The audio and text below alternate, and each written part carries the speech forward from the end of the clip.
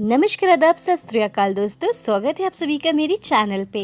आज हम स्टडी करने जा रहे हैं ज्योग्राफी सब्जेक्ट में क्लास 11th का एक न्यू टॉपिक जिसका नाम है सॉइल जिसे कि हम हिंदी में मिट्टी कहते हैं। पहले हम जान लेते हैं कि आखिर मिट्टी क्या है। किसे कहते हैं मिट्टी? भूधरातल की सबसे ऊपरी परत जिससे संपूर्ण जीवमंडल का पोषण होता है उसे मिट्टी कहते हैं। यानी कि भूधरातल की सबसे ऊपरी परत जिस पर हम मनुष्य निवास करते हैं, ठीक है।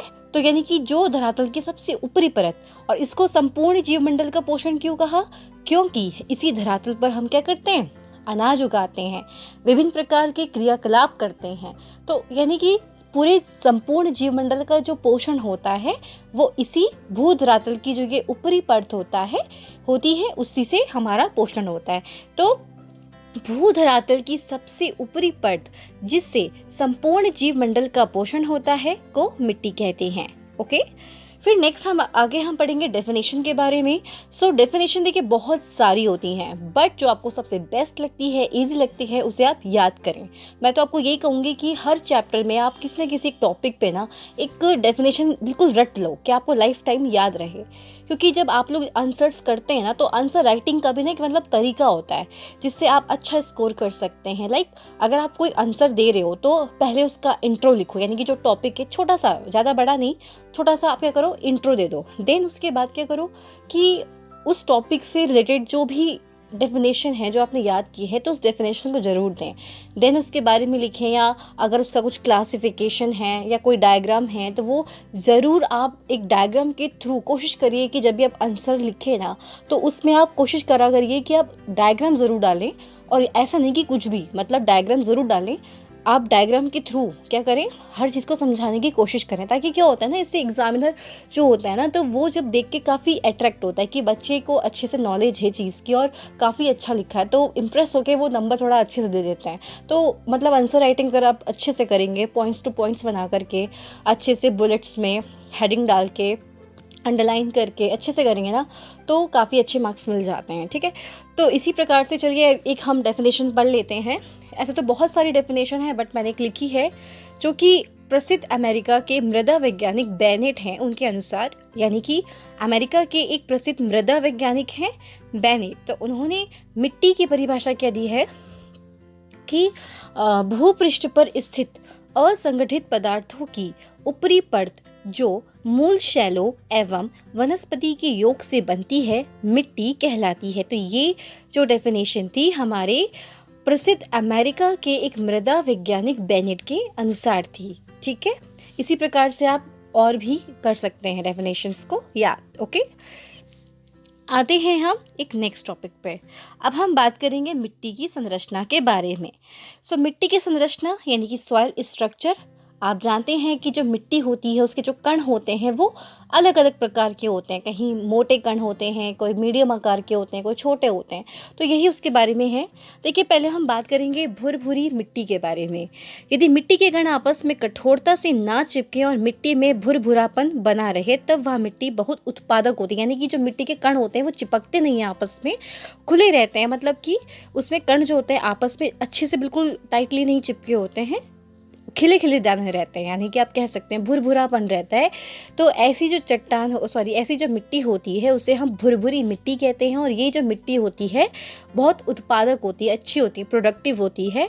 बलुई दोमट मिट्टी इसी प्रकार की है। ओके, नेक्स्ट हम बात करेंगे सेकंड, दानेदार मिट्टी के बारे में। तो ये अपेक्षाकृत मोटे कणों से निर्मित होती है। अपेक्षाकृत किसके? भुरभुरी मिट्टी के अपेक्षाकृत, उसके कंपैरिजन में जो इसके कण होते हैं तो थोड़े से बड़े होते हैं, मोटे होते हैं। और इस मिट्टी के कण भी आपस में नहीं चिपकते और यह भुरभुरी मिट्टी की अपेक्षा उत्पादक होती है। मतलब जितनी भुरभुरी मिट्टी उत्पादक होती है उससे ज़्यादा जो होती है दानेदार मिट्टी उत्पादक होती है। ओके, फिर हम बात करते हैं नेक्स्ट खंडी मिट्टी की। तो इस मिट्टी के कण आपस में ग्रंथित हो जाते हैं, यानी कि चिपक जाते हैं, अतः मिट्टी के कण मिलकर रोडों का निर्माण करते हैं। यह उपजाऊ मिट्टी होती है। चपटी मिट्टी जो होती है इसके कण आपस में ग्रंथित होते हैं अथवा वह परत में परिवर्तित हो जाती है। फिर आती है हमारी स्तंभी मिट्टी। यह काली मिट्टी की तरह ही होती है, इसमें सूखने पर दरारें पड़ जाती हैं। यह अत्यंत उपजाऊ मिट्टी होती है। यानी कि अभी तक जो भी हमने पढ़ी मिट्टियाँ तो सारी की सारी क्या है, हमारी उपजाऊ मिट्टी हैं, कोई कम है कोई ज़्यादा है। ठीक है, आगे हम बात करते हैं नेक्स्ट। अब हम बात करने जा रहे हैं मिट्टी के निर्माण में सहायक तत्व, यानी कि फैक्टर्स ऑफ सॉइल फॉर्मेशन। मिट्टी का निर्माण में बहुत सारे तत्व जो होते हैं वो विद्यमान होते हैं, तब जा कर के हमारी मिट्टी का निर्माण होता है। ऐसे ही नहीं होता कि अचानक से बस मिट्टी बन गई। ठीक है, कई वर्ष लगते हैं, 1 इंच मिट्टी की परत को बनने में कई साल लग जाते हैं, है ना। तो यहाँ पे देखिए, पहला है हमारा मौलिक चट्टानें। तो उसके बारे में क्या बता रखा है कि अगर हम मौलिक चट्टानों की बात करें तो देखिए, जिस चट्टान से आप जानते हैं अपरदन, अपक्षय, ये सब जो प्रक्रियाएं होती हैं, इससे क्या होता है, हमारी चट्टानें टूटती हैं और फिर टूट के क्या होता है, एक स्थान से दूसरे स्थान पे जाती हैं। तो मतलब कि चट्टानें, मतलब कि जिस चट्टान से हमारी मिट्टी का निर्माण हो रहा है उसे हम कहते हैं मौलिक चट्टान। तो भाई जिस चट्टान से निर्माण हो रहा है, तो उसके जो चट्टान के जो गुण होंगे वो हमारी जो मिट्टी बन रही है उसमें तो पाए जाएंगे ही ना।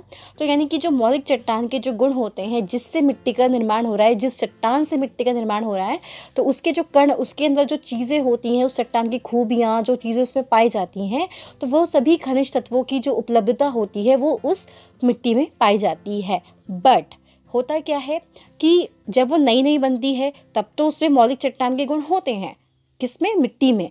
बट जैसे जैसे ही हमारी जो मिट्टी पुरानी होती जाती है ना, तो उसमें क्या होता है कि मौलिक चट्टानों के जो गुण होते हैं वो कम हो जाते हैं। क्यों? क्योंकि विभिन्न प्रकार की चीज़ें जो होती हैं समय के साथ क्या होता है कि हमारी मिट्टी में मिलती जाती है। तो यानी कि जो प्राचीन मिट्टियाँ होती हैं तो उसमें मौलिक चट्टानों के जो गुण होते हैं थोड़े कम हो जाते हैं, यानी कि सम्मिश्रण पाया जाता है विभिन्न प्रकार का।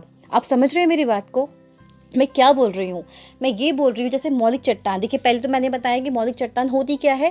मौलिक चट्टान वो चट्टान होती है जिससे मिट्टी का निर्माण हो रहा है। ठीक है, अब जिस चीज़ से निर्माण हो रहा है तो उसके जो गुण होंगे, जो पोषक तत्व होंगे, जो उसकी खूबियाँ होंगी, जो कमियाँ होंगी, सब चीज़ उस मिट्टी में आएगी, क्योंकि उसी चट्टान से तो मिट्टी का निर्माण हो रहा है। ठीक है, लेकिन मैंने क्या बोला कि जब ये नई नई बनती है ना मिट्टी, तो तब तक तो उसमें अपनी मौलिक चट्टान के गुण पाए जाते हैं। बट जैसे जैसे समय के साथ वो मिट्टी पुरानी होती जाती है तो इसमें क्या होता है, उस मिट्टी में बहुत तरह के पदार्थ जो होते हैं, बहुत सारी चीज़ें जो होती है सम्मिश्रण होती जाती है, मतलब बहुत सारी तरह तरह की चीज़ें मिलती जाती हैं।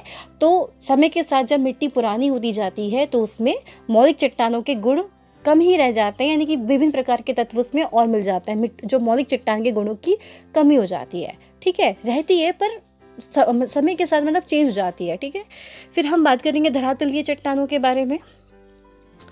जो धरातलीय चट्टानें जो होती हैं, अच्छा यहाँ पे आपका एक ना गलत हो गया, यहाँ पे एक चीज़, यहाँ पे जो ये चट्टानी लिखा है ना, तो ये धरातलीय संरचना होना था, इसको ना जरा आप करेक्शन कर लेना। ओके, धरातलीय संरचना।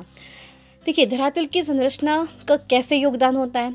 अब देखिए, जो अधिक ढाल वाला जो जगह होगा, जैसे किसी का तीव्र ढाल है, मान लीजिए ये एक तीव्र ढाल वाली एक जगह है, मतलब कि एक ढाल है जो बहुत तीव्र है, तो यहाँ पे इस एरिया में क्या होगा कि मिट्टी का जो कटाव होगा वो ज़्यादा होगा, और जिस कारण यहाँ पे जो मिट्टी की जो लेयर है, मतलब पतली पाई जाएगी, जो लेयर है मिट्टी की वो पतली पाई जाएगी। क्यों? तीव्र ढाल है, अपरदन ज़्यादा होगा, तो मिट्टी की जो मोटाई होती है यहाँ पे कम होती है।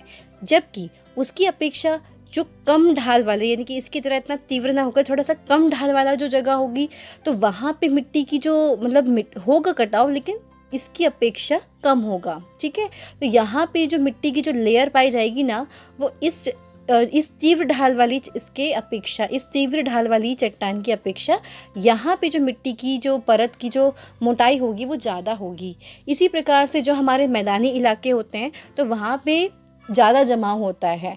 ठीक है, मिट्टी का ज़्यादा जमाव होता है, वहाँ पे मिट्टी की जो परत होती है वो मोटी होती है। क्यों होती है? क्योंकि देखो, नदियों के द्वारा भी क्या होता है, चीज़ें लेके चलती हैं, नदियाँ जमाव करती रहती हैं और फिर इतना ढाल भी नहीं होता है यहाँ पे मैदानी इलाकों में, तो वो जमा रहती है। होता है कटाव, लेकिन बहुत ही कम, मतलब धीरे धीरे होता है कटाव। ठीक है, तो आई होप आप समझ गए होंगे कि मैं क्या बता रही थी। मैं एक बार फिर से बता देती हूँ, इसके बारे में मैं बता रही हूँ धरातलीय संरचना, या चट्टान की जगह संरचना कर देना आप। धरातलीय संरचना के बारे में मैं बात कर रही हूँ कि जो तीव्र ढाल वाली जो जगह होती हैं, ठीक है, तो वहाँ पे मिट्टी की जो परत होती है उसकी जो मोटाई कम होती है, यानी कि पतली परत पाई जाती है। फिर जो थोड़ा सा कम ढाल वाली होगी जगह वहाँ पे अपर्दन होगा, लेकिन इस तीव्र ढाल वाले की अपेक्षा कम होगा। और यहाँ पे जो मिट्टी की परत की जो मोटाई होगी वो इस तीव्र ढाल वाले की अपेक्षा ज़्यादा होगा।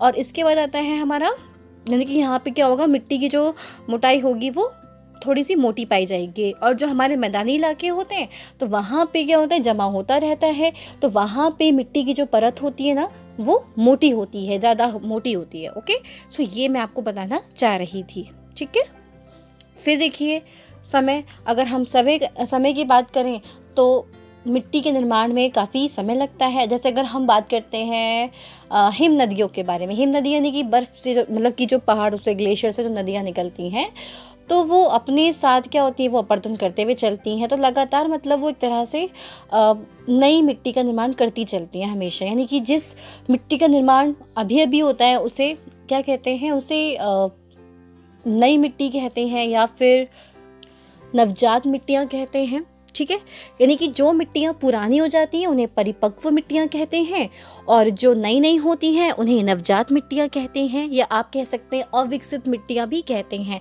तो मैंने क्या बताया कि जो हमारी जो मिट्टी होती है जो जल्दी बनती, मतलब कि जो अभी नई नई बनी है, उसे हम नवजात मिट्टी भी कहते हैं। नवजात जैसे न्यू बॉर्न बेबी होता है ना, उसी प्रकार से नवजात मिट्टी कहते हैं जो अभी नई नई मिट्टी बनी है। और जो मिट्टियाँ बहुत पुरानी हो चुकी हैं उसे हम क्या कहते हैं, उसे हम कहते हैं परिपक्व मिट्टी। ओके, परिपक्व, या आप कह सकते हैं जैसे मैच्योर, है ना। सो ये समझ गया कि समय के साथ क्या होता है, मिट्टी में चेंजेस भी आते हैं, और जो नई नई मिट्टियाँ बनती हैं उसे नवजात मिट्टियाँ या अविकसित मिट्टी कहते हैं। जो बहुत पुरानी मिट्टी हो जाती है उसे परिपक्व मिट्टियाँ कहते हैं। अब हम बात करेंगे जलवायु की। देखिए, जलवायु की अगर हम बात करते हैं तो जलवायु के अंतर्गत क्या आता है, बहुत सारी चीज़ें आती हैं। तापमान, आर्द्रता, वर्षा, तो ऐसी ही बहुत सारी चीज़ें आ जाती हैं।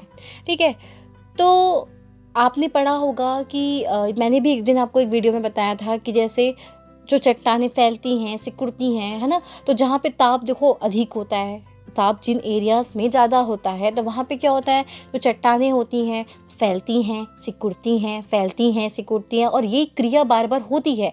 क्योंकि देखो दिन में क्या होता है, ताप अधिक होगा, चट्टानें फैल जाती हैं, लेकिन रात के टाइम पे क्या होता है, जैसे जैसे शाम होने लगती है तो जो वो हीट उस चट्टान के अंदर जाती है तो वो उसका रिफ्लेक्शन होता है, यानी कि वो हीट बाहर निकलने लगती है, टेम्परेचर कम होने लगता है, तो क्या होता है, चट्टान सिकुड़ जाती है।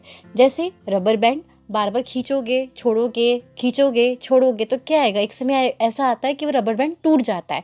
इसी प्रकार से हमारी चट्टान के साथ होता है, बार बार ताप के कारण, मतलब अधिक ताप के कारण चट्टानें फैलती हैं, कम ताप होने से सिकुड़ती हैं। ये क्रिया बार बार होती है, तब हमारी चट्टानें टूटती हैं, तब मिट्टी का निर्माण होता है धीरे धीरे। ठीक है, हम कह सकते हैं।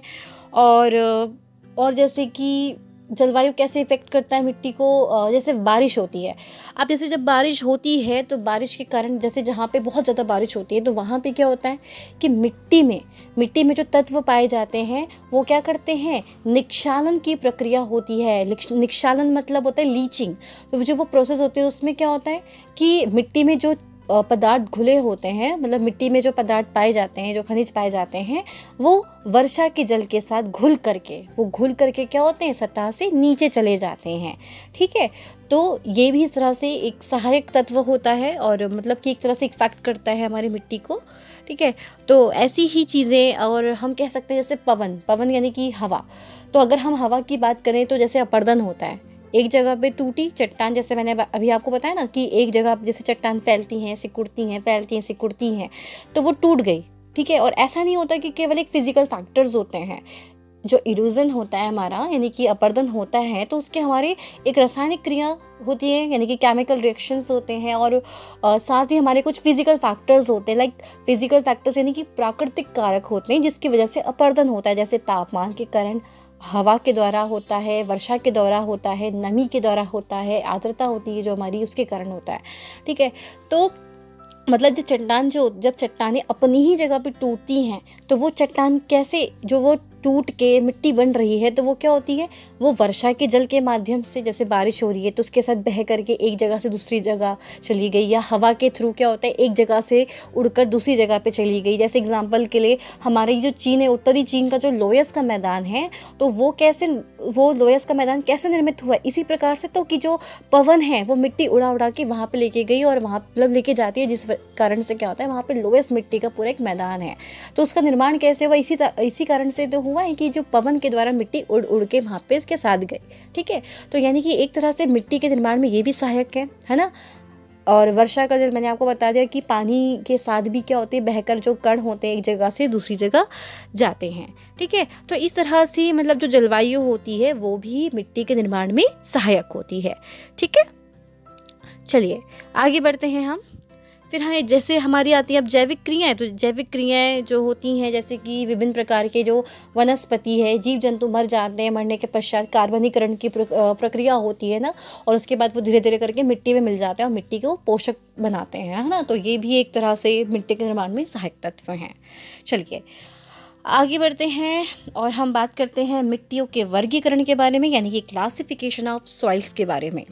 तो पहला है कि देखो मिट्टी का जो वर्गीकरण किया गया है उसका क्लासिफिकेशन, पहला तो है उसके कणों की बनावट के आधार पर, यानी कि टेक्सचर के आधार पर, कण जो हैं उनका आकार कैसा है, उस मिट्टी में कौन से तत्व पाए जाते हैं उसके आधार पर। ठीक है, रंग के आधार पर, मिट्टियों की परतों के आधार पर, उनकी लेयर्स के आधार पर वर्गीकरण किया गया है, और वनस्पति पोषक तत्वों के आधार पर।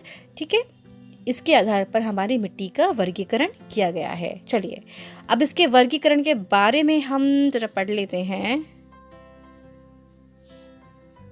चलिए पढ़ते हैं मिट्टियों की बनावट के, कणों की बनावट के आधार पर। ठीक है,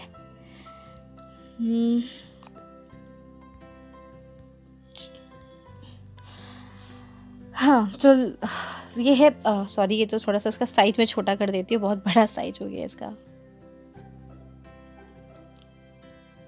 ठीक है, तो देखिए मिट्टी के कणों की बनावट के आधार पर, यानी कि बालू वाली जो मिट्टी होती है उसमें जो कण होते हैं वो 1 mm से 0.5 mm के व्यास के होते हैं। बालू के कणों की मात्रा 80% होती है या इससे अधिक होती है, एवं चिकनी मिट्टी जो होती है 20% या इससे कम पाई जाती है। तो ऐसी मिट्टी को जिसमें बालू के कण 1 mm टू 0.5 mm के बीच होते हैं, बालू के कणों की मात्रा जो 80% या अबव उससे हो सकती है, और चिकनी मिट्टी के 20% या इससे कम मात्रा पाई जाती है, तो ऐसी वाली जो मिट्टी होती है उसे हम बालू कहते हैं। ठीक है, अब हम बात करेंगे बलुई दोमट, जैसे कि सैंडी लोम। आप भी सोच रहे होंगे बहुत से लोग कि क्या क्या मिट्टी के नाम है, नहीं? तो देखिए बहुत ज़्यादा क्लासिफिकेशन है, तो ये क्लासिफिकेशन जो है वो उसके टेक्सचर के आधार पर है। ठीक है, तो चिकनी मिट्टी का जो प्रतिशत ज़्यादा होता है, लगभग 50 से 80%, और बालू का जो प्रतिशत होता है वो 20 से 50% होता है। तो ऐसी मिट्टी को हम बलुई दोमट यानी कि सैंडी लोम कहते हैं। जो दोमट क्या होती है, इस मिट्टी में चिकनी मिट्टी, गाद यानी कि सिल्ट और बालू के कणों का मिश्रण पाया जाता है। इसमें चिकनी मिट्टी का 20% अथवा इससे कम, गाद का कण का व्यास 0.05 से 0.005 mm होता है, बालू का 30 से 50% पाया जाता है। जिन मिट्टियों में गाद की मात्रा अधिक होती है उसे गाद दोमट मिट्टी कहते हैं, और जिसमें चिकनी मिट्टी की मात्रा अधिक होती है उसे मृत्तिका दोमट यानी कि क्ले लोम कहते हैं। अब हम बात करेंगे चिकनी मिट्टी अथवा मृत्तिका के बारे में। देखिए ये मैं ये नहीं कह रही हूँ कि ये बहुत ज़्यादा इंपॉर्टेंट है, आपको पढ़ना ही है, बस एक नॉलेज के लिए बुक में था तो मैंने आप लोगों को बता दिया, शेयर कर दिया। ठीक है, तो चिकनी मिट्टी अथवा मृत्तिका यानी कि क्ले, जिन मिट्टियों में चिकनी मिट्टी अथवा मृत्तिका के कणों की अधिकता होती है उसे मृत्तिका अथवा चिकनी मिट्टी कहते हैं। मृत्तिका के कणों की जो बनावट होती है वो 0.005 mm के व्यास से भी कम होती है। यह सबसे बारीक कण होते हैं। इसमें मृत्तिका तथा चिकनी मिट्टी का प्रतिशत 30% से अधिक और 70% अन्य कण होते हैं, वे चिकनी मिट्टी अथवा मृत्तिका कहलाते हैं। इसमें जल अधिक दिनों तक सुरक्षित रहता है। देखिए हमने ये पढ़ तो लिया इसके बारे में कणों की बनावट के आधार पर। ठीक है, आप चाहे पढ़ सकते हैं इसको, और नहीं तो अगर आप लोगों को एग्ज़ाम्स में आता है, मुझे पता है कि भाई एग्ज़ाम्स में क्या होता है, टाइम बड़ी जल्दी जल्दी जाता है, तो अगर आपको इसके बारे में लिखना है तो आप इतना बड़ा डिटेल में ना लिख करके आप सीधे लिख सकते हैं कि जैसे कि मैंने अभी यहाँ पे पेज में लिखा था ना यहाँ पे, जैसे मिट्टियों का वर्गीकरण, क्लासिफिकेशन ऑफ सॉइल्स के बारे में। तो आप इस तरह से भी अगर आप लिख के दे देते हैं तो भी आपको मार्क्स मिल जाते हैं, क्योंकि मुझे पता है एग्ज़ाम में इतना टाइम नहीं होता है कि आप एक एक चीज़ को डिफाइन कर पाएंगे। अगर आपकी स्पीड ज़्यादा अच्छी है, आप अच्छे से बता सकते हो तो लिखिए, अगर नहीं है तो इस तरह से भी अगर आप पूरा एक हेडिंग दे देते हैं तो भी आपको मार्क्स मिल जाते हैं। लेकिन टाइम नहीं है तो इतना भी लिख सकते हैं आप, ठीक है। फिर हम बात करेंगे मिट्टियों के रंग के आधार पर जो वर्गीकरण किया गया है। जैसे कि आपने पढ़ा है कहीं पे लाल मिट्टी होती है, कहीं काली मिट्टी, कहीं पीली मिट्टी होती है, तो वो किस कारण से होती है उसके बारे में हम बात करेंगे। मिट्टियों में यह रंग उसकी मौलिक चट्टानों में मिश्रित खनिजों अथवा जीवांश की मात्रा की अधिकता और न्यूनता के आधार पर गहरा काला अथवा भूरा होता है। मतलब कि जिन मौलिक चट्टानों से इन मिट्टियों का निर्माण होता है, मैंने जैसा कि अभी आपको बताया कि जिन चट्टानों से निर्माण हो रहा है तो उसके जो गुण होंगे, तो वो उसकी जो क्वालिटी, मतलब जो भी चीज़ें होंगी, जो खूबियाँ होंगी, गुण होंगे, तो वो उस मिट्टी में तो आएंगे ही ऑब्वियसली। तो यहाँ पे यही चीज़ कही गई है कि मिट्टियों में जो ये रंग होता है, तो जो उसकी मौलिक चट्टान यानी कि जिन चट्टानों से मिट्टी का निर्माण होता है, तो उसमें उपस्थित जो जीवांश होते हैं, हमारे जो खनिज होते हैं, तो उसके ज़्यादा कम जो भी मात्रा होती है, तो उसके आधार पर मिट्टियों का रंग होता है, ठीक है। तो पहले हम बात करेंगे इसके बारे में, काली मिट्टी के बारे में। काली मिट्टी जिसे कि हम ब्लैक सॉइल भी कहते हैं, और देखिए जैसे मैंने यहाँ पे पॉइंट्स में लिखा है ना, फटाफट यानी कि बिल्कुल पैराग्राफ में लिख रहे हो, ठीक है। आप पॉइंट्स टू पॉइंट्स लिखो। इसमें जीवांश तत्वों की अधिकता होती है। जीवांश की अधिकता के कारण अथवा न्यूनता के आधार पर हल्का अथवा भूरा काला होता है, यानी कि कहीं कहीं पे बहुत डार्क होता होगा, कहीं पे हल्का होता होगा। फिर आर्द्र प्रदेशों में अपर्याप्त जल निकासी के कारण भी इन मिट्टियों का रंग काला पाया जाता है, और लावा प्रवाह से निर्मित मिट्टियां भी काली होती हैं। यानी कि वोल्केनो इरप्शन जब होता है, ज्वालामुखी विस्फोट होता है, तो जब उसके अंदर से जो वो लावा निकलता है, तो उससे भी जो हमारी मिट्टियां बनती है उसका रंग काला होता है। किसके कारण? ज्वालामुखी विस्फोट के कारण। ओके, चलिए अब हम बात करते हैं नेक्स्ट मिट्टी के बारे में, जिसका नाम है लाल मिट्टी यानी कि रेड सॉइल। तो जिन चट्टानों में लोहांश पाया जाता है, लोहांश मतलब लोहा, आयरन की मात्रा जिन चट्टानों में अधिक होती है, और अपक्षय के कारण यानी कि वेदरिंग के कारण इन चट्टानों से मिट्टी का निर्माण होता है, तो जल के प्रभाव से मिट्टी का रंग लाल हो जाता है, ठीक है। जैसे कि आप देखते हैं लोहे में जब जंग लगता है तो एक तरह से रेड कलर का हो जाता है ना, इसी प्रकार से जिन मिट्टियों में लोहांश की यानी कि लोहे की मात्रा अधिक होती है, तो वो चट्टानें क्या होती हैं, जब वो वर्षा पानी से मतलब क्रिया करती है, तो उसमें जो लोहे के कण के कारण, लोहे की उपस्थिति के कारण क्या होता है, और पानी की क्रिया होने से वो मिट्टी का रंग कैसा हो जाता है, लाल हो जाता है। ओके, यह मिट्टी काली मिट्टी की तुलना में कम उपजाऊ होती है, परंतु अन्य मिट्टियों की तुलना में बहुत अधिक उपजाऊ होती है। यानी कि अगर हम इसका कंपैरिजन अगर हम ब्लैक सॉइल से करते हैं, तो जो रेड सॉइल होती है कंपैरिजन टू ब्लैक सॉइल, इसका जो उपजाऊपन होता है वो काली मिट्टी से थोड़ा कम होती है उपजाऊ, लेकिन अन्य मिट्टियों से ये मतलब ज़्यादा अच्छी उपजाऊ होती है। ओके, तो ये था हमारा रेड सॉइल के बारे में। अब हम बात करते हैं पीली मिट्टी के बारे में, येलो सॉइल के बारे में। इन मिट्टियों में जल योजित लोहांश यानी कि हाइड्रेटेड आयरन के मिश्रण होने से इनका रंग पीला हो जाता है।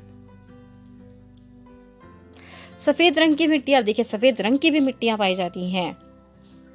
जिन मिट्टियों में CaCO3 यानी कि कैल्शियम कार्बोनेट अथवा लवणों की मात्रा अधिक पाई जाती है, जिस मिट्टी में किसकी, लवण की या कैल्शियम कार्बोनेट की मात्रा अधिक होती है, वे मिट्टियां सफ़ेद होती हैं और ये मिट्टियां कम उपजाऊ होती हैं, ठीक है। भूरी मिट्टी की बात करेंगे यानी कि ब्राउन सॉइल्स के बारे में। तो जिन मिट्टियों में O2 मतलब ऑक्सीजन जैविक पदार्थों और लोहांश की कमी पाई जाती है, उन्हें भूरी मिट्टियाँ कहती हैं। ये कम उपजाऊ होती है, यानी कि हमारी सफ़ेद रंग की मिट्टी और भूरी मिट्टी दोनों ही क्या है, कम उपजाऊ है, ठीक है। फिर आती है हमारे राख के रंग की मिट्टियाँ। राख के रंग यानी कि मिट्टियाँ जो होती है, जैसे हम एशिया सॉइल्स भी कह सकते हैं, तो ये मिट्टियाँ अधिक उपजाऊ और गहरे रंग की मिट्टियों के ऊपर विकसित होती है और इन्हें पॉडजोल मिट्टियाँ भी कहते हैं, ठीक है, यानी कि ये अधिक उपजाऊ होती हैं और गहरे रंग की जो मिट्टियाँ होती हैं, यानी कि डार्क कलर की जो मिट्टी होती है, हमारी सॉइल होती है, उसके ऊपर इसका निर्माण होता है। अब हम बात करेंगे मिट्टी की परतों के आधार पर, यानी कि जो मिट्टी की जो लेयर होती है ना, उसके आधार पर हम उसका वर्गीकरण करेंगे। तो पहली आती है हमारी परतदार मिट्टी। संसार में सबसे अधिक ये मिट्टियाँ संसार में सबसे अधिक पाई जाती है परतदार मिट्टियाँ। ये मिट्टियाँ जल निकास, जलवायु तथा वनस्पति आदि के प्रभाव से निर्मित होती हैं। इनमें पॉटजोल, यानी पॉटजोल किसे कहते हैं, अभी अब हमारा ये वर्ड आया था ना पॉटजोल, तो मटमैली, भूरी तथा लाल पीली पॉटजोल।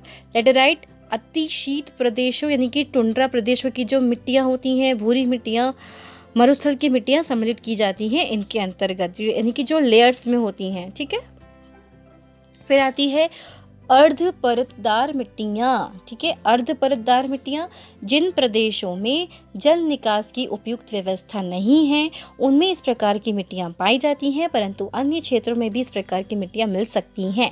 ये विशेष प्रकार के प्रतिरूप का अनुसरण करती हैं, मतलब इसका एक पैटर्न होता है।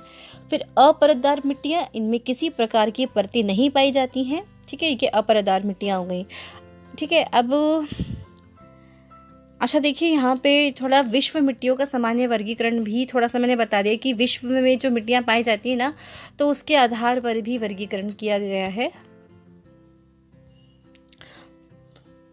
तो आई थिंक ये आप खुद पढ़ लीजिएगा। ठीक है, विश्व मिट्टियों का जो वर्गीकरण है, मैं इसके जो नोट्स हैं ना, वो मैं आप लोगों को टेलीग्राम पे शेयर कर दूँगी। ठीक है, तो आप टेलीग्राम चैनल से, वहाँ से आप ये अगर आपको ये नोट्स चाहिए तो वहाँ से आप डाउनलोड कर लेना।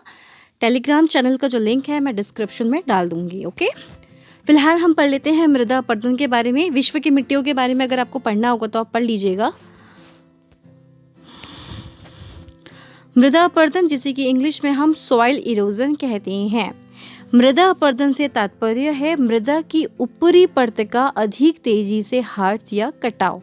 इससे भूमि का उपजाऊपन तेजी से घटता जाता है, यानी कि अपरदन होने से मृदा यानी कि मिट्टी की अगर ऊपरी परत का अपरदन होता है तो इससे मिट्टी का जो उपजाऊपन होता है वो घटता जाता है। यह जो अपरदन होता है वो भौतिक व रासायनिक क्रियाओं एवं प्रदूषण के प्रभाव से तेजी से प्रभाव होता रहता है। मतलब कि जो हमारे फिजिकल फैक्टर्स होते हैं, केमिकल फैक्टर्स होते हैं, और साथ ही जो हमारे जो पॉल्यूशन होता है उसके इफेक्ट के कारण भी क्या होता है कि ये अपरदन तेजी से होता है। इससे भूमि में अम्लीयता एवं कठोरता बढ़ सकती है।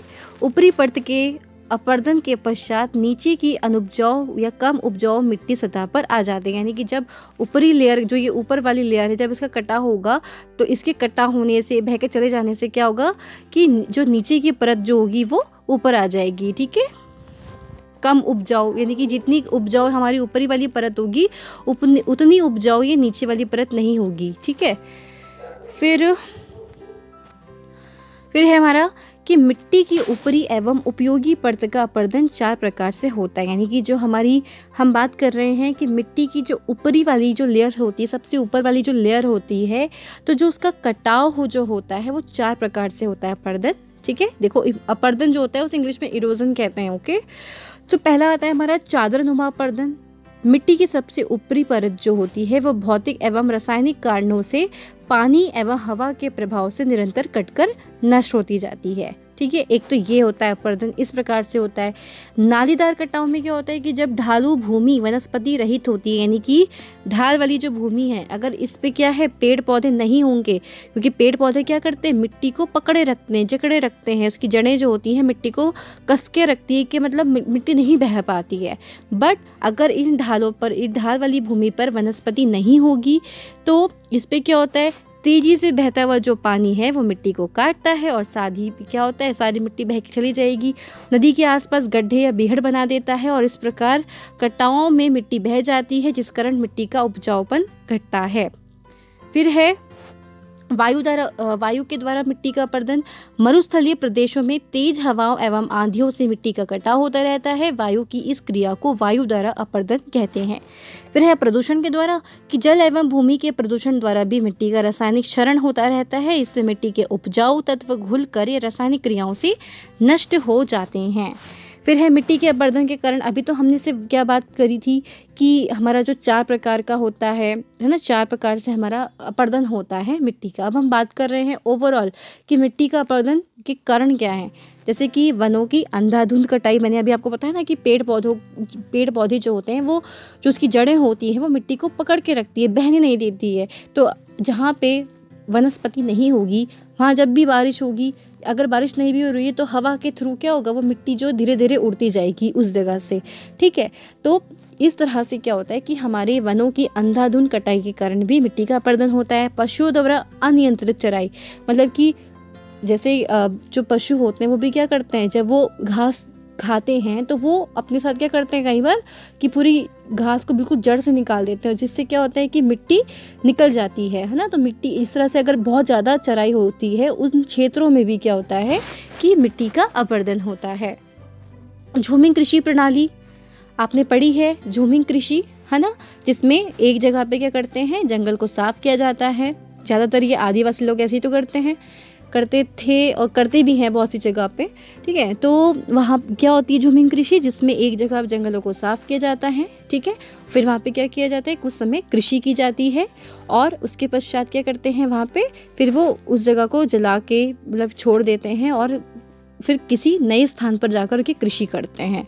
तो इस प्रकार से जो हमारी झूमिंग कृषि होती है, जिसमें हम घूम घूम कर एक जगह से दूसरी जगह पर क्या करते हैं, जंगलों को काटते हैं, मतलब वनों को पूरा काटते हैं जगह एरिया से पूरा, और फिर वहाँ पे खेती करते हैं, उसके बाद वहाँ पे जला के चले जाते हैं। मतलब कृषि करने के पश्चात क्या करते हैं, वहाँ पे कुछ समय के बाद उस जगह को जला देते हैं। मतलब उनका मानना होता है कि भाई ये राख बन जाती है और राख क्या होती है, मिट्टी में इकट्ठा हो जाएगी, मतलब अच्छे से उपजाऊ होती है कुछ समय बाद। लेकिन इससे क्या होता है, हमारी मिट्टी को नुकसान भी पहुंचता है।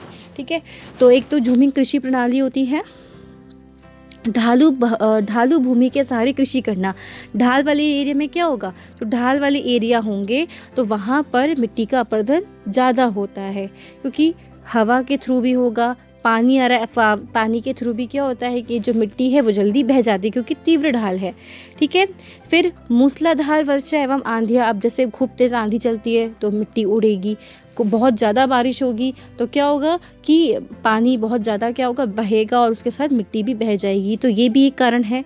बढ़ता हुआ प्रदूषण एवं नगरीय मानव मलमूत्र एवं गंदे पानी का अवैज्ञानिक निपटान आदि, ऐसी बहुत सारे मतलब फैक्टर्स हैं जिसके कारण हमारे मिट्टी का अपरदन होता है। और इसको हम कैसे, इस मिट्टी के अपरदन को हम कैसे रोक सकते हैं, सबसे बेस्ट ऑप्शन यही है कि ज़्यादा से ज़्यादा पेड़ पौधों को लगा करके, और अपने जो पशुओं को हम चराने के लिए लेके जाते हैं तो उसकी इतनी ज़्यादा मतलब इतना अत्यधिक अनियंत्रित रूप से चराई ना करवाएं। ठीक है, और ज़्यादा से ज़्यादा हम पेड़ पौधों को लगाएं।